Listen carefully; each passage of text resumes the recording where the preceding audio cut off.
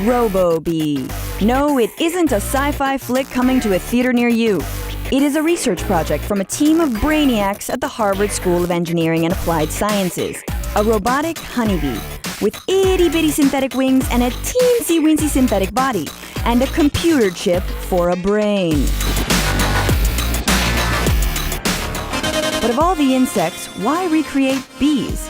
Because a third of our food and 90% of the planet's flowering crops rely on honeybee pollination. The bees help to fertilize our blossoms, and so we get our fruit.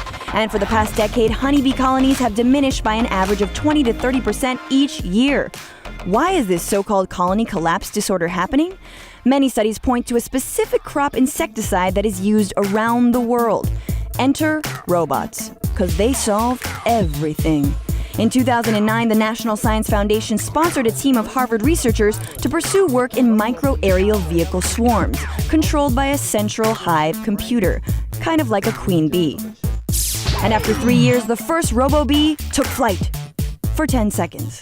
Harvard says it'll be at least 2 decades until they'll have robots that can spread pollen, so it's probably not the most viable solution to the bee collapse. But there's more to this artificial insectoid than helping Mother Nature. Researchers say Robo-Bees could also be used for mapping, search and rescue missions, crowd monitoring, and military surveillance.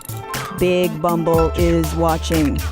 In fact, award-winning roboticist Robert Wood, the head of Harvard's research team, used to be funded by the Defense Advanced Research Projects Agency, or DARPA. DARPA is the nerd wing of the U.S. Department of Defense. You might remember DARPA from such innovative hits as drones and forthcoming military robots. Which is why both peace and environmental activists feel particularly stung by Robo-Bee.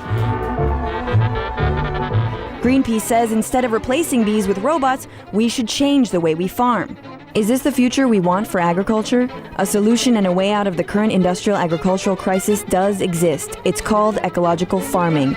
Ecological farming works with the diversity of nature to produce healthy food for all, and at the same time protects the planet and bees.